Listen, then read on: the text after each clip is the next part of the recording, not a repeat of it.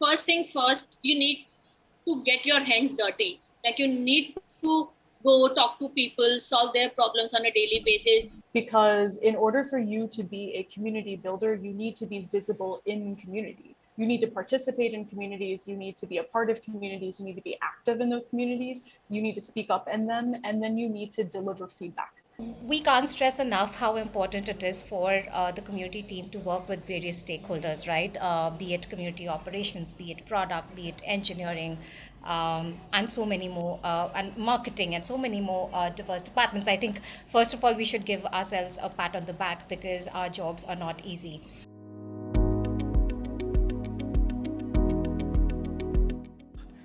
Awesome. My next section for questions are around, what are the different career opportunities.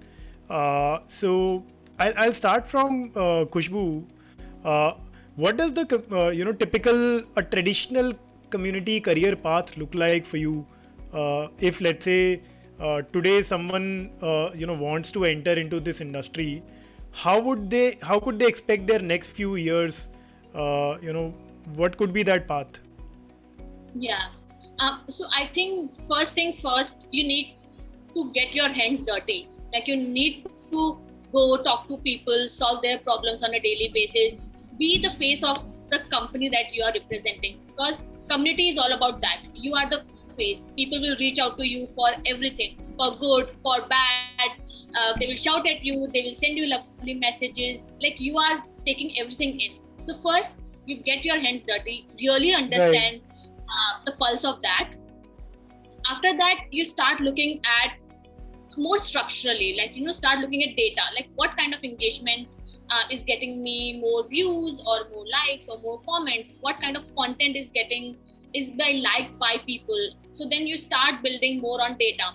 Once you start having both emotionally and technologically you are sound, then you become like a community manager, then you start having your own team, and eventually I can see you becoming a very integral part of the growth team, because community can actually lead to overall growth of the company. So eventually you can take that path of becoming growth manager, or you can be a product manager, because as a community manager you are working with each of these verticals: growth, product, tech, marketing. So then you can see yourself going into different directions as well.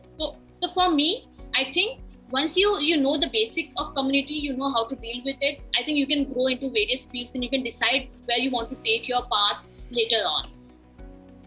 Got it. How about you, Avni?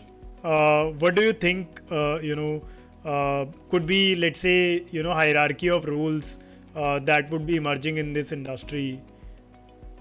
Yeah, I want to plus one everything that Khushboo said. Just always assumes that I'm plus oneing everything that she says and Neha says. I've seen a very interesting thing. For me, community has been a leadership pathway for people to grow into. So I really want to double click on this getting your hands dirty, because in order for you to be a community builder, you need to be visible in community. You need to participate in communities, you need to be a part of communities, you need to be active in those communities, you need to speak up in them, and then you need to deliver feedback back to the people that are convening the community. So I think that's integral, and I just want to double click on that. You cannot sit on the sidelines and be a community builder, even if you're in beta mode, even if you're in stealth mode. And I know a lot of you guys out there are. Start talking to people, because until you're talking to people, you're actually wasting time. I think the second thing is, once you start doing that, you are in a position of privilege to be able to have access to what people want and the problems that need to be solved. It is then your job, which is a leadership level up for you, to define those problems for your leadership or whoever you need to talk to or convince, and say, hey, this is what people are saying. Right? And once you're able to do that, then you can also go back and be a part of the solution, because solutions also are not found independently and individually. You have to go back to that same community. And if you're doing community well, you will find the solution within community too. Right? And so you are playing this integral role of being this liaison between all of the different parts of problem solving, solution finding, and building for whatever that means for you. Now, from my part of the world in Samaj Seva, that looks like being on the ground and talking to somebody who might be living in poverty, and then going back to my NGO office and saying, here's what I heard, and then going back out and giving a list of the options of the things that we can provide, right? And then providing support in a WhatsApp group in the meantime.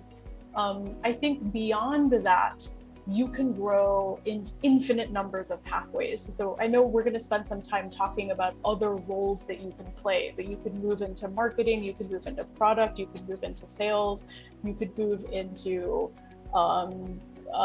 just like upper level leadership into the C-suite. It depends on your ability to take what you've learned from your community and sell that on the inside. And what people don't tell you about the job of community is it's as much about being visible on the outside as it is being visible within your organization and on the inside. You have to do just as much community building outside as you have to do inside. So, you know, if you take anything away from me today, just know that you're going to be building communities on both ends. And that's super crucial for you to be able to know how to operate in both of those spaces at the same time. We can't stress enough how important it is for the community team to work with various stakeholders, right? Be it community operations, be it product, be it engineering, and so many more, and marketing, and so many more diverse departments. I think, first of all, we should give ourselves a pat on the back because our jobs are not easy. However, in a bunch of organizations, to make this process of communication between these stakeholders and the community team, we have somebody who's plugged in, who is scoping out the requirements, and then strategizing and negotiating and engaging with the respective stakeholders to get what we want and get our asks.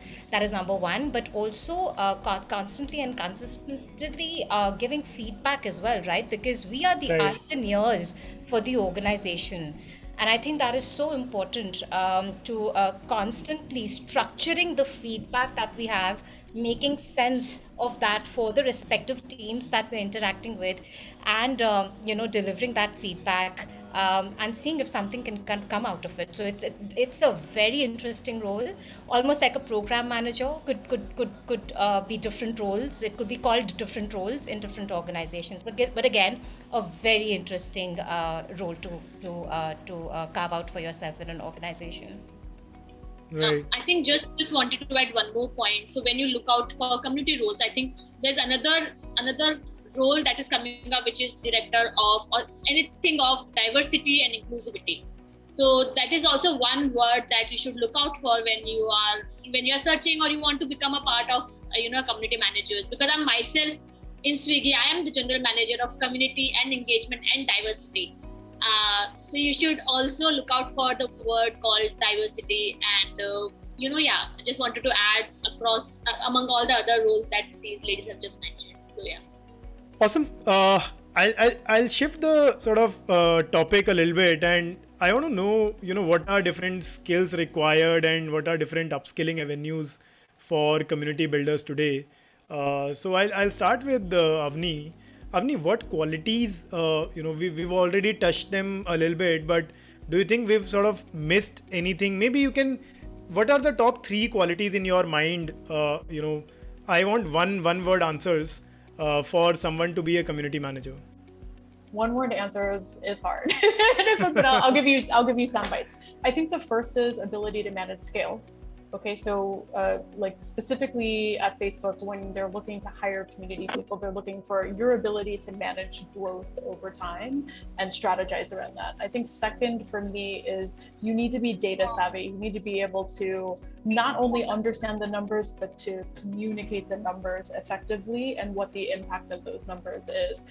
And third, it's creativity, because community is all about creativity and agency. So if you're sitting around and waiting for people to tell you what to do, it's really hard for you to grow and get to higher levels. And so those are my top 3 things that I look for. Got it. So ability to manage scale, ability to be creative, and ability to understand and crunch data. Those are 3 that Avni would recommend. Neha, maybe if you can add 2 or 3 more to this. I mean, those are my top three, Avni, so you took away from me. But again, I think another skill that I have learned, again, and I've seen around is how to deal with the gray, right?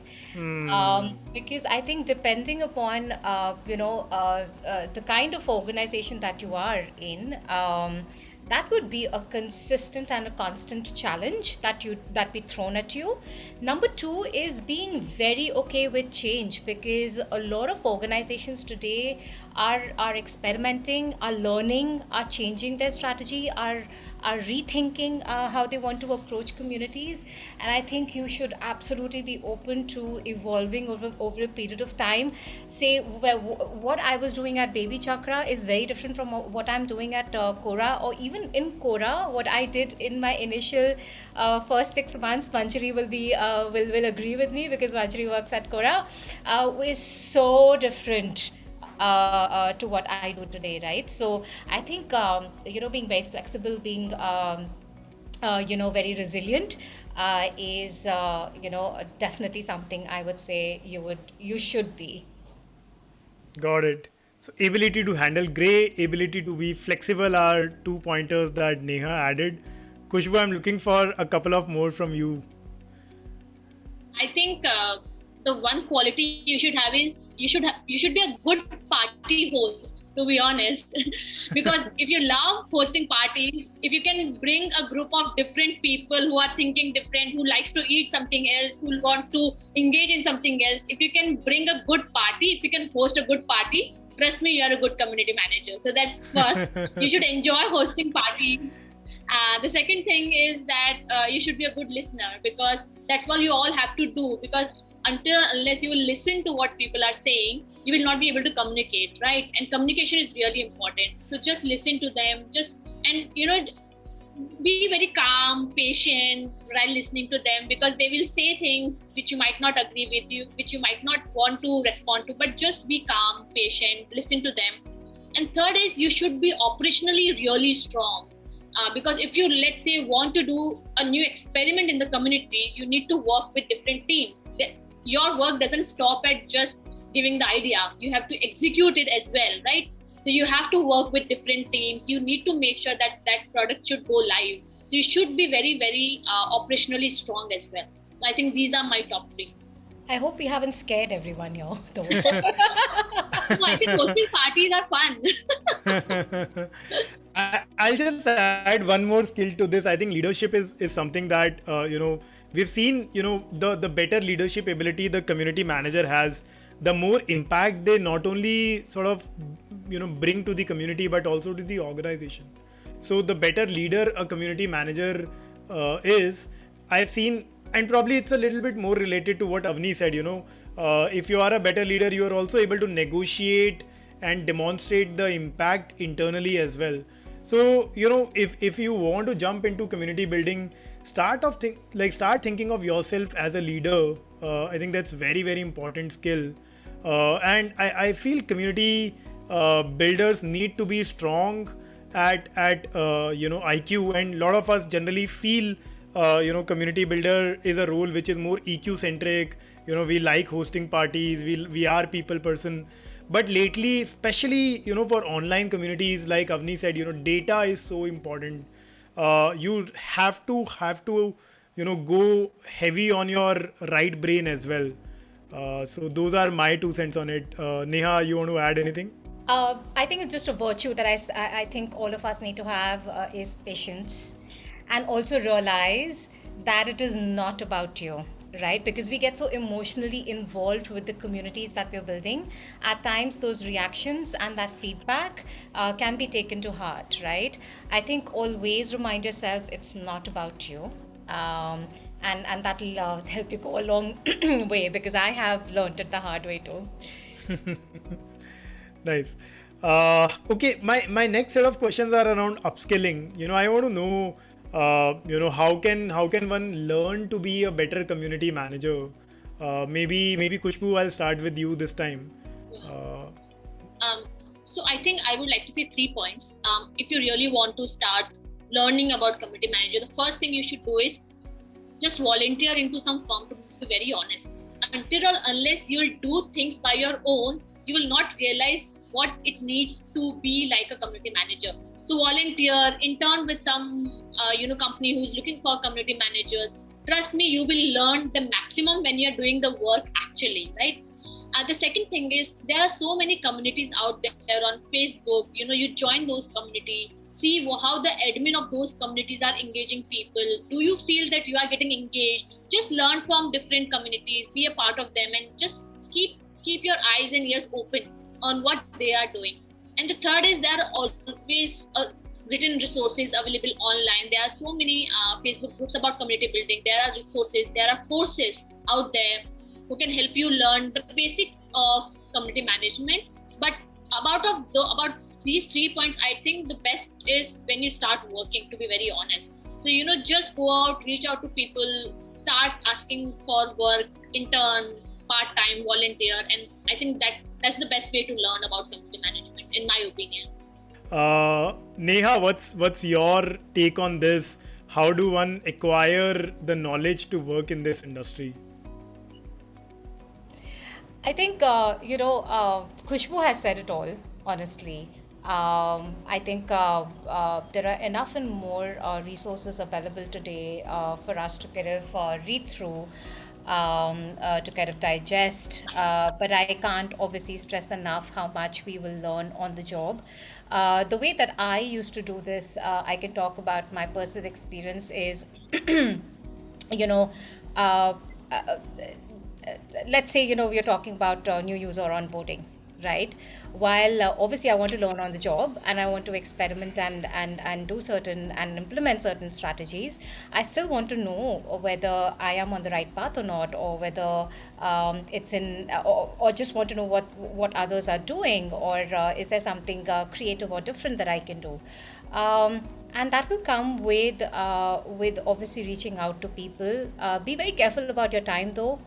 Be very very right, because it is very easy to get digressed. Let me tell you. So be very thoughtful about who you're reaching out to. Be very very careful about that time spent, because it is not just your time; it is somebody else's time too. But people are very open to sharing learnings. That I can tell you. So that's how pretty much I learned. Number two is just not about external resources, but I think there's enough and more knowledge within the organization, and I think if you're working in teams, that you can learn from your own colleagues. But one clear reminder, and I think that I think all of us will resonate with, is whatever that you're learning, share it with others, document it, right? And that's something that will really help a bunch of others who are looking or seeking for similar information. So yeah, just my 2 cents. Nothing very different from, I think Khushboo just laid it out very beautifully.